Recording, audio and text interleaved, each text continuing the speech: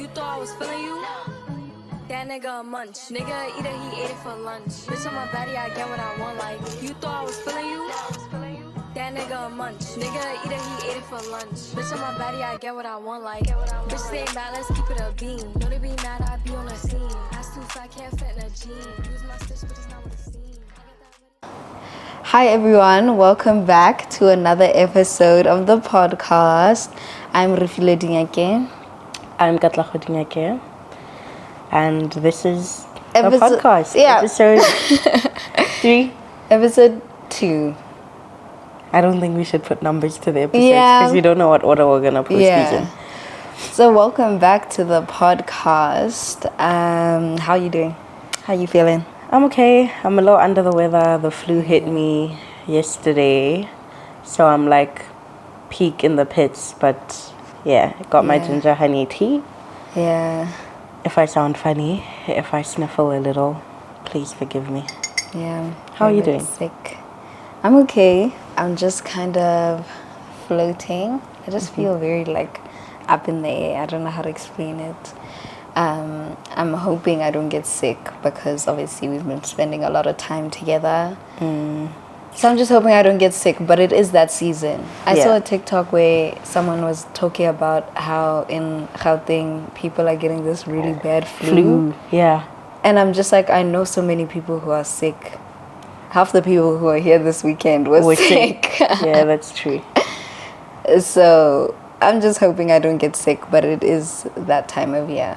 I'm just hoping it doesn't get really bad because the one that people have been describing online, they're like, it's bad. Yeah.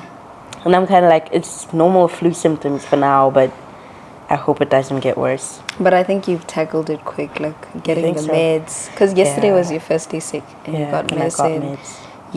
You know, did all of that. So Yeah. I'm sure you'll be fine. Hope so. I mean, we made it through COVID, so Yeah, we got this. yeah, Okay. we got this. Okay, So, do you want to introduce the topic? today's topic has to do with lists. Yeah. I don't know. Do you want to just say that? Yeah. Today's topic has to do with lists. In particular, lists when it comes to like potential partners. Yeah. What you're looking for in relationships, maybe even friendships. But yeah, whether lists are a practical guide to Guide. finding the ideal partner or an ideal platonic connection. Yeah, I think this is going to be very interesting because we have different perspectives and we're coming from different places. Like, I've been in a long-term relationship for some time now, and you're single, and I think we have very different views on it. So it's going to be really interesting to have this conversation and just hear each other out Yeah. about our points of view. Yeah. I think you should start with your Okay. view on things. I feel like my view counteracts yours though. So I don't know. I feel like yours is a good segue Okay. into my view. Okay, I should start. Yeah. So, as I said, I've been in a long-term relationship for over 2.5 years. It sounds crazy. It sounds crazy because I'm only 21, but I've been in a long-term relationship. So I feel like at the time that I got into the relationship, the list and knowing what you want discourse wasn't quite out there the way it is now. Like, I feel like now if you go on TikTok, social media, and you see any sort of like dating advice, it's always like, know what you want, you know, does this person tick your boxes? And I think for my age at the time, also I was 18 turning 19. That's crazy. I was 18 turning 19 when I met my partner. So also at that age, you're not really thinking that deeply. You're not like, okay, what do I want in a long-term partner? This is the person that I want to marry. So what do I want? You know what I mean? So I didn't quite have a list. I had an idea of what I wanted because I had been in relationships in the past.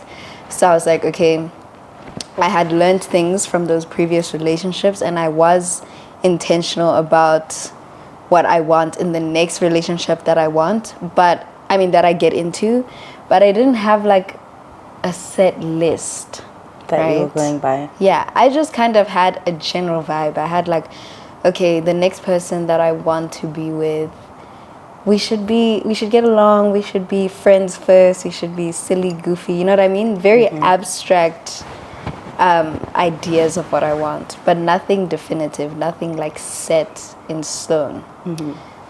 So I think, knock on wood, where's the wood? Knock on wood. But I have been lucky in my relationship that the person that I am with and who I've been with ticks my boxes, so to speak. But like I said, I didn't go into it with a list of things that I want. That kind of thing just happened organically.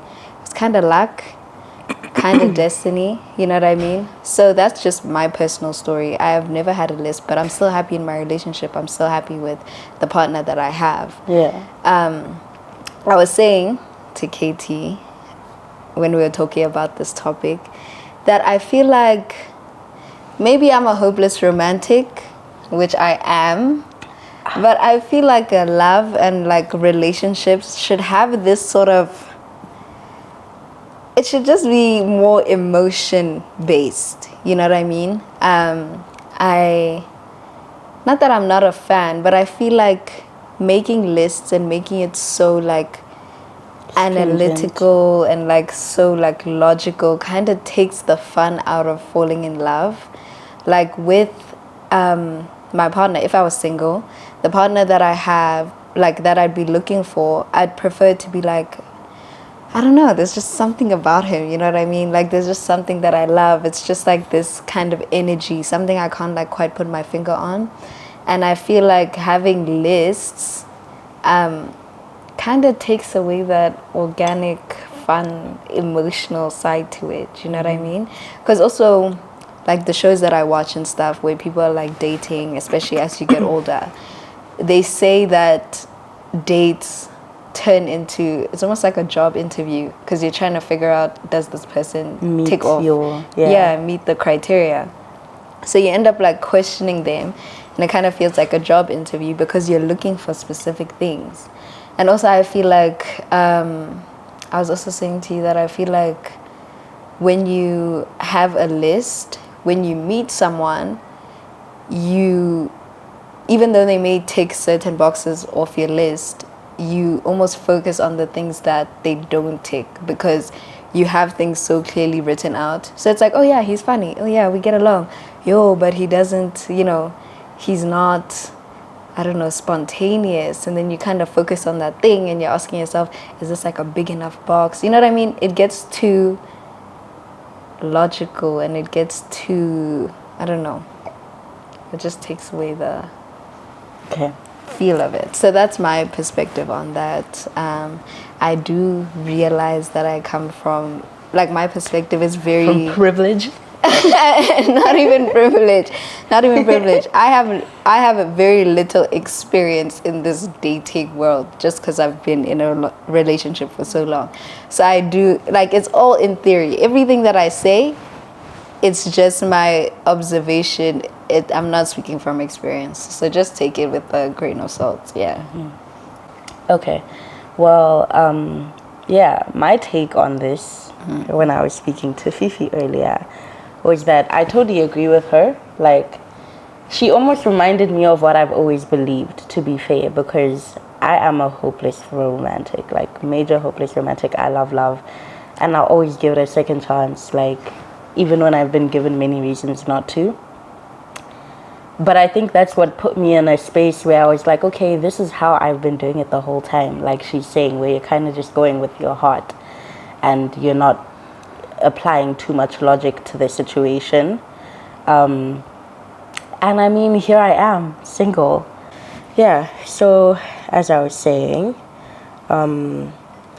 as a hopeless romantic, I'm someone who typically does move with my heart. Like, I try to take logic out of it, but I feel like that's why I've been burnt so many times. Yeah. And so I felt like now I have to take a different approach, which would be being more intentional about putting out into the universe the kind of partner I want, which came in the form of like journaling and writing that down, like, you know, speaking life into it, where I'm like, okay, my future partner will be this, that. Yeah. But even without realizing it, that is a list, right? So I'm like, okay, that's fine. I guess I'm just being intentional and more specific about the kind of partner I want.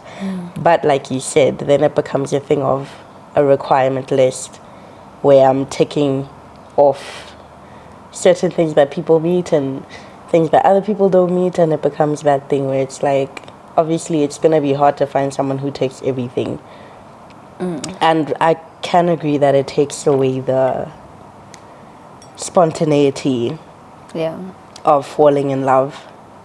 So now, I don't know. I understand your perspective, but I also understand mine. Yeah. So I'm kind of in a place where I'm conflicted about it now. Like, I don't know what the best way to go about it is. Yeah. It literally, I agree with you, because also I think we're both strong advocates for living intentional lives. Like, do things with intention. Finding your happiness, be intentional about creating your happiness. You know what I mean? So I don't see why in love it would be any different. So that's why I get you when you were saying like how making lists is part of you being intentional. I actually got that. I was like, actually, nah, she's right about that, because, you know, knowing what you want, finding someone who is what you want, you know, the whole, like, it's important to know what you want. But I was going to say, maybe if we look at the list from a different perspective. Yeah. So instead of a list of what you want in a partner, you could make a list of deal breakers. Like the red flags that for you are non-negotiable, and it's like, you know, like maybe if you're like narcissistic behavior, that's like, even if they've made you happy thus far, that, you know, is something that you can't handle. And that's where you draw the line. Yeah. Instead of a list of 10, 15 things that you would like to see in your partner, because it will be hard to tick all those boxes. But like in terms of really sitting down and thinking about, okay, what can I not handle in a partner and in a relationship? I don't think it'll be 10, 15 things. It might be like 3 to 5 major things. So it's easier to tick those boxes where it's like, okay, as soon as you see that type of behavior, it's like cut them off, or have that conversation to see if it's like a part of who they are, like a part of them that won't ever change. For example, again, like narcissistic behavior, that's a big one where it's like, if it's a deal breaker for you, it's also unlikely that that person's gonna change, because that's literally who they are. No, that's a good one. That's a really good one. The whole, instead of like lists of what you want, because also the thing is, like, making a list of the things that you want can be so broad, and can also just be almost unrealistic. It can go on and on. It could literally go on, and no one's perfect, you know. But I think it is important to have a list of deal breakers, like the ones that, okay, this person doesn't have to be, you know, 6'5", but if they're this, then that's a deal breaker for me. You know what I mean? So then a question could be like, as someone who's single, and for people who are single out there, what would be the better approach in getting to know people? Because obviously you know what you want in a partner. Does that mean that, for example, for me, I like that stability, I like that loyalty, being connected to one person. So the dating game is like, I don't want to say new grounds, but it's different. It's not my safe space. It's not my comfort zone. It's very much different, because obviously you're getting to know different people until you meet that person who's like, you want to settle down with them. So do you think having a list would then prevent you from connecting with people on a casual level? Like I said, in the beginning, I'm a hopeless romantic. So even before my relationship, I'm going to be honest, like, nothing was ever casual for me. Like, if I was speaking to you, I would probably fall in love with you. That's literally how it worked for me. So I don't know. I don't quite know. Because also being in a casual thing, it's like, what are you allowed to expect? That's what I'm saying. Like with it being casual, then all your requirements kind of not fall away, but you kind of don't apply them to that person because you're not that deep anyways. Like Yeah. it's not the intention is not for it to go that far anyways. So am I allowing myself to ignore my wants or needs for the fact that it's not that serious? But you see, for me, like I was saying, that's why lists I don't really like that much, because I feel like instead of like having lists, they should be a bar. So it's like, even if it's casual, they still need to be like communication, certain level of respect. You know, there's still requirements.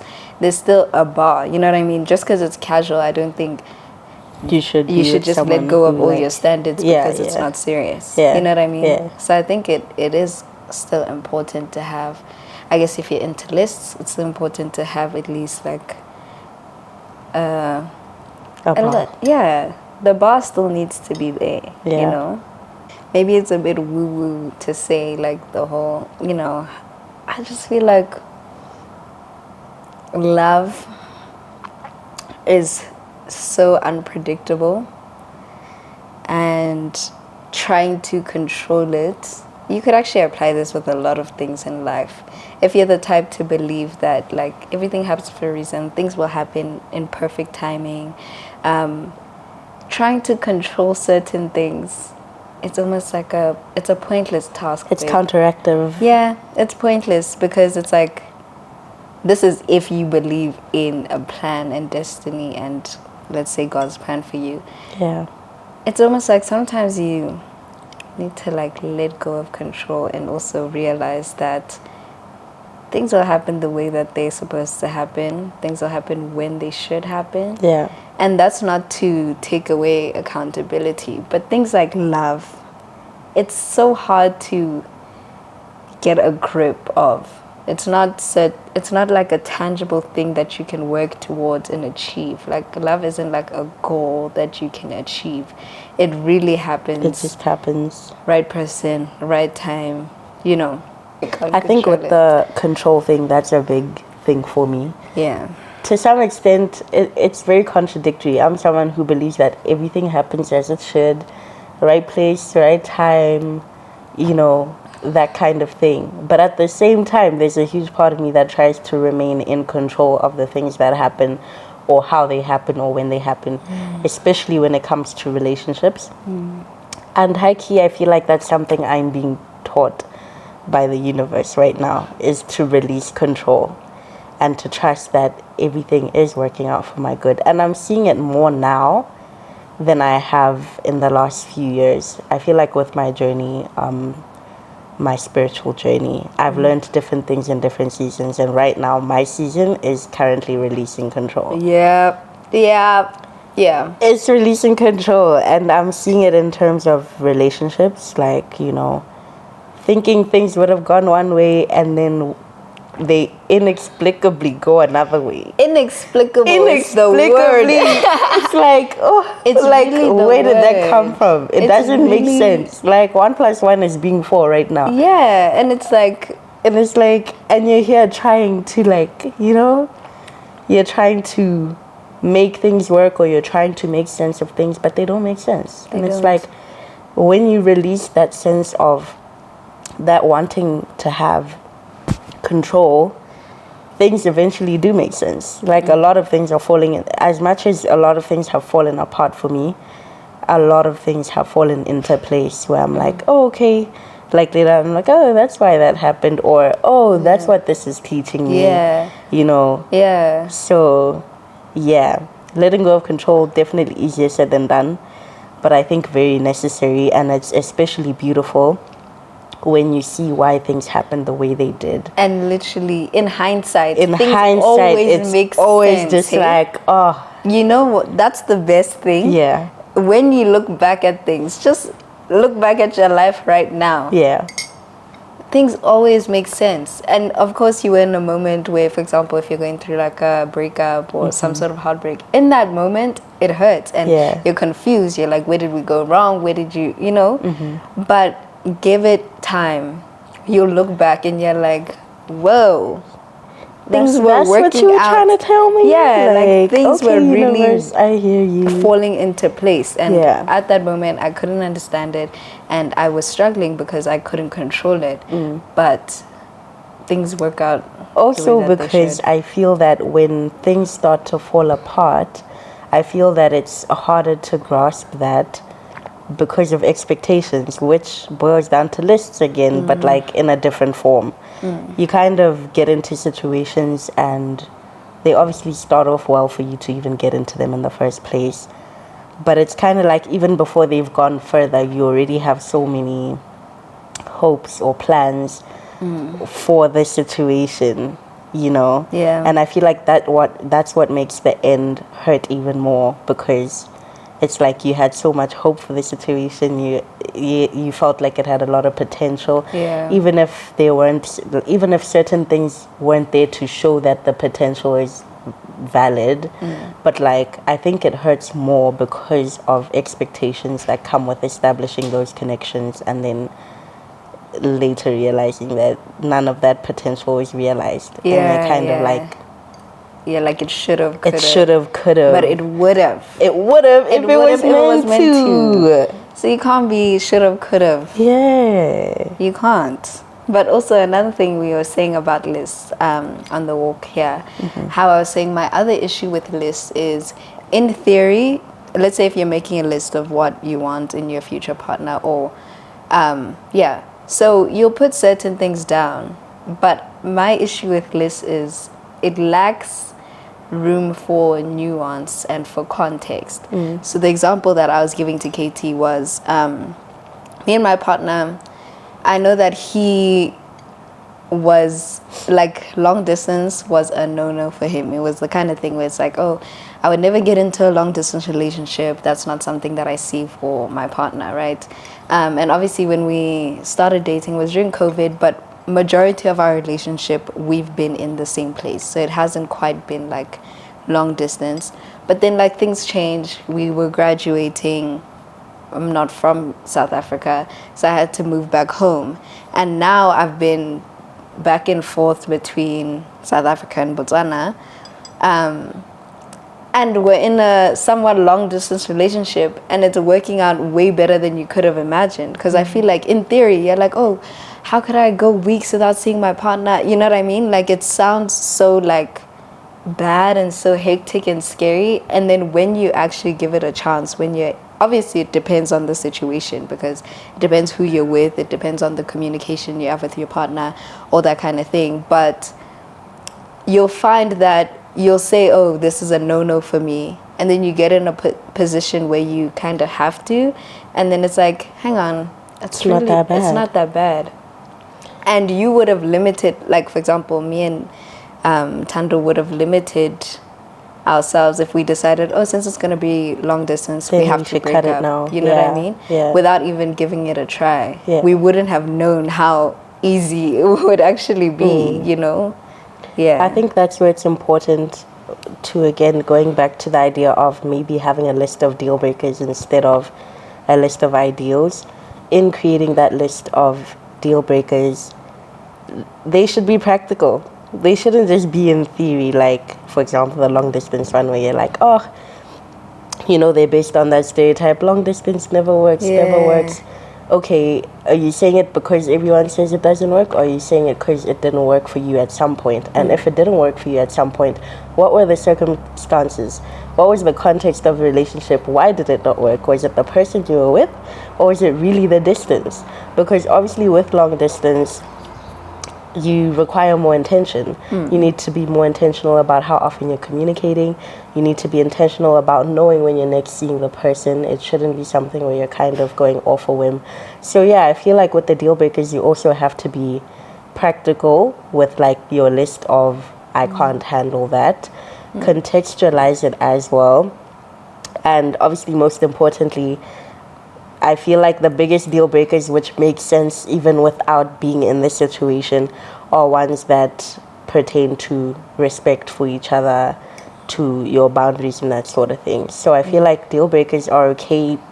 It's okay to generalize them if you know that regardless of the person, regardless of the situation, this would be a thing that if it's done, I would feel disrespected, or I would feel undervalued, or I would feel not cared for, and therefore it is a deal breaker. You know what I mean? Not long distance. Okay, what about the distance disrespects you? What about it undervalues you? If it's that, okay, this person doesn't make time to come see me, our communication breaks down when we're apart, then it's fair game. But like...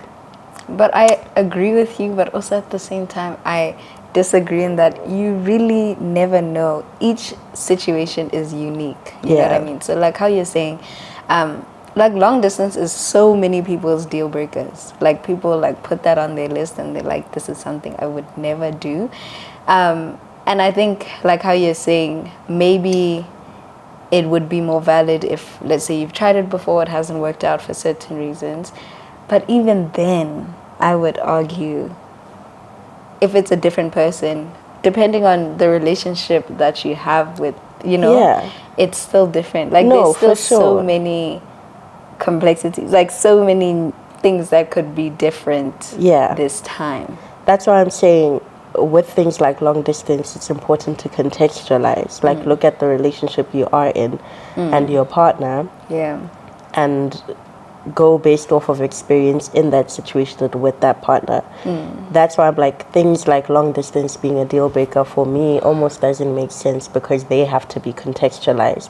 Whereas there are certain deal breakers that don't need to be contextualized. They are just straight up like, that would be disrespectful to me, or that would undervalue me, or those are the kind where I'm like, okay, to be fair, you don't even have to contextualize. Like, for example, you're not going to be like, oh, cheating is a deal breaker for me, but depending on who you are, depending on who you are, maybe I won't be so mad if you cheat on me. Like cheating is cheating. If it's like a deal breaker for you, it's the principle of, okay, you are unfaithful. That made me feel disrespected or undervalued, and therefore I would leave. It's not something that goes per partner or like you know. Yeah, for sure. So definitely there's those ones that are like set in stone. They're deal breakers that don't have to be contextualized, but there are ones that really definitely need to be contextualized. Literally it depends. Yeah. So with the like, in light of the topic being lists, would you say, and in light of us saying that, okay, maybe not lists of what you do want, but lists of what you don't want, would you say you have lists, like things that are like deal breakers for you in your relationships, romantic or platonic?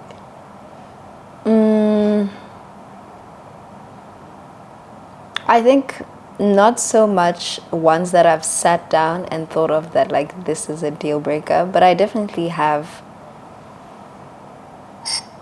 This is a hard one, actually. I haven't like, and it's actually important to do this, but I haven't like sat down and been like, oh, if he were to do XYZ, besides the usual cheating, all that kind of thing. Obviously, those are deal breakers.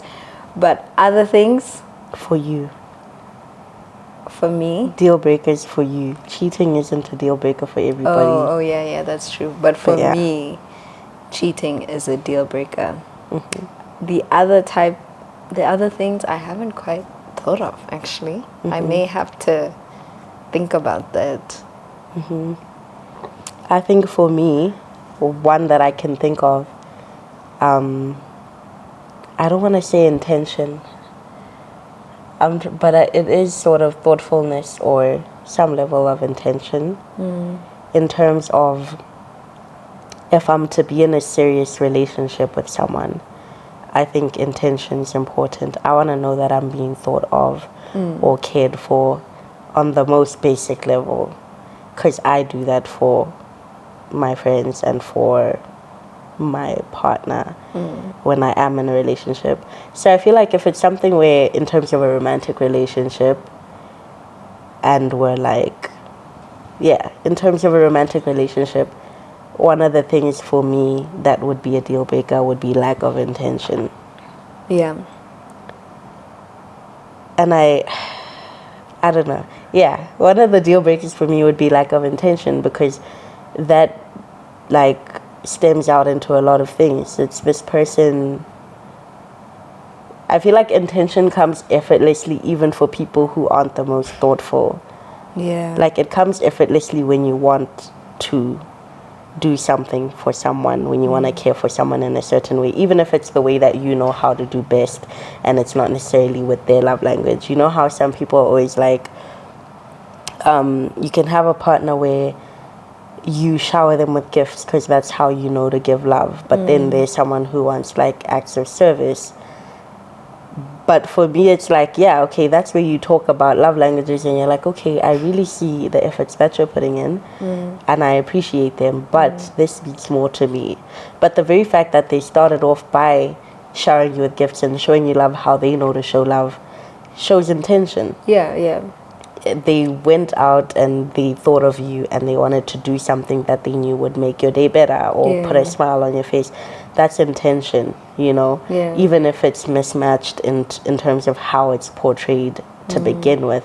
But the fact that there's that natural desire to do something for your person because you want to make them happy, or for your friend because you want to make them happy or make their day that much better, that means a lot to me. And for someone to not have that, like, quality in a serious relationship would make me feel like I'm not being thought of, and therefore I wouldn't feel cared for. So I think lack of intention is a deal breaker for me. Yeah. What do you think about the whole thing of, because I agree with you, like, the person needs to have a certain natural want to show you how they, like, show you that they love you in whatever way that they do it. Like, I just feel like it's kind of a natural thing. Like, when you really like someone, you're like, you really don't think twice about what you're trying to do for them or do with them. Yeah, and obviously it depends on how you show love, whether, you always thinking, I want to buy them this, whatever. If you're a gift giver, if you're like an act of service type of person, you'll be like, I just want to help them with things, whatever the case may be. What do you think of people who are like, it's like the whole if he wanted to, he will type of chat, where it's like, there's the camp of people who are like, no, it should be natural. And then there's the camp of people who are like, no, like, it's okay to ask for it. Because I am kind of in the middle. I'm in the middle with that one, Like, I get both chats. Like, I get the natural part of it, and I get the asking part of it, because also some people, they're giving, let's say if my partner's giving love language is different to how I receive love. So as much as, let's say, because my love language, I think my top one, I'd say acts of service, for example. So let's say he shows it by giving gifts. Obviously, I'll be grateful for the gifts, but I'll be like, maybe I'd like it if you helped me with a few things here and there. You know what I mean? That's me asking for it. But it doesn't mean that I'm like not seeing how they are. Yeah, it's just like. Yeah, I agree. I'm in the middle in that I don't wanna state the asking as asking. I feel like it's communicating. Yeah. Because if you're with someone who naturally does things for you to make you happy, or doing things that they feel will make you happy, how they best know to do that. And if for you it's like, okay, I see what you're doing, I appreciate it, but this is more how I receive love, or this is more what I would appreciate even more. Not that I don't appreciate what you're doing already, but I'd appreciate this more. I feel like that's communicating. Because it's definitely, I feel like the part of if he wanted to, he would, or if they wanted to, they would. I feel that comes with them knowing and understanding you and what your wants and desires are. Yeah. Then it's easy to be like, if they wanted to, they would. Yeah. Because you know me, you know the things I like, You know, the things I appreciate. And so obviously, as someone who, one of my top love languages is also acts of service. So if someone were to do those sort of things for me it would be if he wanted to, he would. Like, you ticking that box because you are aware that this will make this person happy, and because you're aware of it, you're doing it because you know how it'll make me feel. Yeah, but that like the It's starting critical point for needs them to to be know. awareness. Yes, Yeah. it's critical for them to be aware of what it is that you want or that you like and appreciate in a relationship, the sort of gestures you appreciate in a relationship. If they don't know, then it's a bit unfair to say if they wanted to, they would. Yeah. Because you need to communicate your wants and needs. Yeah, that's true. That is very true. And I think that's where people get it wrong. Yeah. Like, they'll be like, no, he should just know.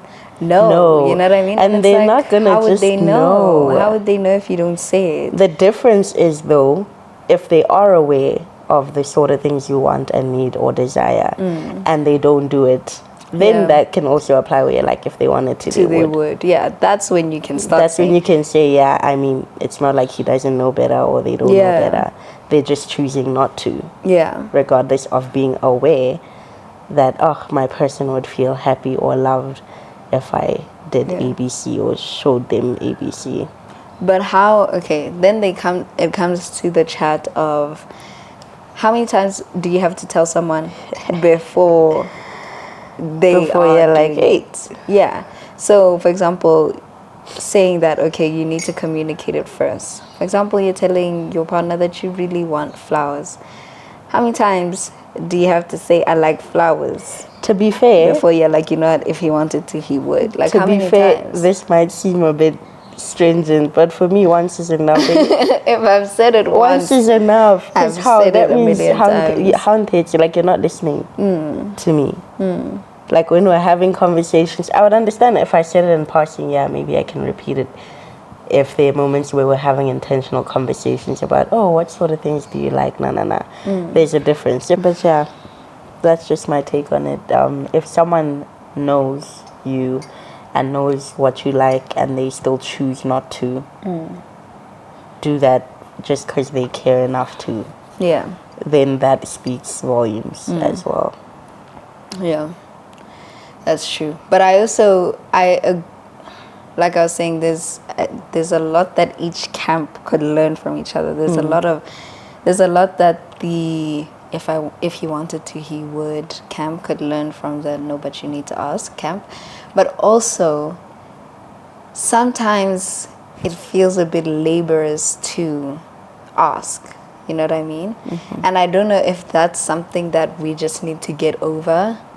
That whole thing of like, why do I have to ask? Like, why do I have to keep communicating it? But that's why I'm like, surely to be fair, it's only like if you're doing it where you're letting the person know what you like and appreciate, I feel like it's better to be phrasing it as communicating. And then I feel like asking is where the person knows that Kat likes flowers, but Kat is still here being like, oh, can you just get me flowers randomly sometimes? I'd appreciate that. That's asking because the person's aware. You've had the conversation before. They know that you like flowers, but you're still having to ask for them to make that gesture for you. Yeah. So I feel like that's asking and you shouldn't have to ask. Because if your person knows what you like, they should just want to do that for you. Yeah. Naturally, intentionally, at any random moment where they're just like, oh, let me get my person flowers because I know they like flowers. But I feel like you can't say you're asking if they didn't know that you like flowers. Like, I don't think you can really consider that asking. Yeah. Yeah. I don't know, that's just my opinion though. That's true. That is true. So yeah, if you find yourself repeating yourself, meaning they are very aware, trust me, people know what they're doing. People know what they're doing. So if you find yourself asking over and over again when you know that they know and they know that they know, then that's something to look at and evaluate. But if it's a thing of, especially when it's like early stages of a relationship or where you're getting to know each other, if it's a thing of them getting to know that, oh, you like flowers, okay, noted. See if they act on that. And like, don't be quick to write people off because they weren't aware of what you wanted or needed in a relationship. Make sure that they are aware, and then if they are aware, you can go based off of that, like whether their actions show that they're aware and that they're intentional about wanting to make you happy Yeah. where they can. Yeah. And if they're not aware, then it's not really fair to say you never bought me flowers when you never expressed that you would like flowers. Yeah. Yeah. I agree with that. I think we diverted a little bit from the list topic. I feel like it literally branches out into so many topics. Things. Yeah, that's true. That's true. Yeah. Any final thoughts? Not really. I feel like final thoughts will also just branch into. I do think we should wrap it up though. Yeah, I think for my final thoughts, like I said, coming into this conversation, I had no like practical, or like all my opinions were theoretical or like from observation, not really from experience. But like I said in the beginning, I do understand what you mean about like the listing is also intentional, like it's showing intentionality. Is that Intention. a word? Oh, intention. It's showing intention, which is a good thing. But I also think leave some room for magic, spontaneity. That is a word. Yeah, I'm just seeing what's going on with our English. Spontaneousness? No. No, I You had were to- right, spontaneity. Okay, yeah. Yeah. Leave some room for magic, leave some room for spontaneity. Yeah. And I agree, just because you've been burnt a few times doesn't mean you should, like, trust your heart to lead, even if it means, this is also high-key a message to myself, like, even if it means trust your heart to lead. Yeah. Like, it's okay to have a list where it's intentional in regards to maybe things that you've learned from the past, like looking at the lessons you've learned in lost connections, lost relationships, and being like, okay, well, I've experienced that, I know I don't want that, I can't handle that. Maybe look at it from that perspective instead of a list of what you want, because there may be things that you want that you don't realize you want, or things that you need that you don't realize you need, you know. So That's another thing with the list. Yeah, wants versus needs, but also creating a list of, okay, you need to check this box, makes it harder to have a genuine connection. And so, yeah, I think it's more important to have the boxes, like the list of things that you can't handle, which I would say are basically boundaries. Like it's boundaries, literally. and it's just making sure that you enforce those boundaries. Like, Yeah. yeah. So that's it for today's episode. Thank you so much for watching. Hope you enjoyed it. Let us know. Like, comment. Thank you guys for watching / listening to us today. We hope you enjoyed the topic, and of course, we'd love to know your thoughts. Yeah, of course. So, Can continue the conversations in the comment section. yeah, or like, I don't know where to say, because we haven't even set up our socials at this point.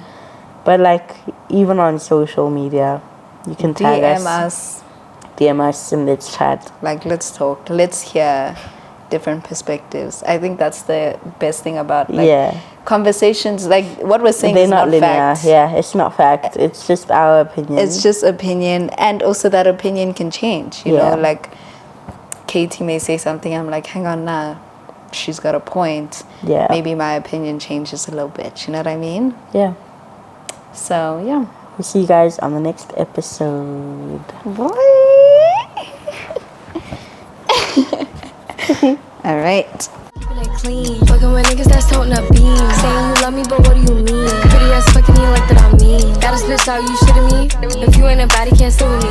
I swear that these bitches my mini-me's. He wanna sex, niggas be dreaming. I'm from the breathing. I'm gonna tag, flow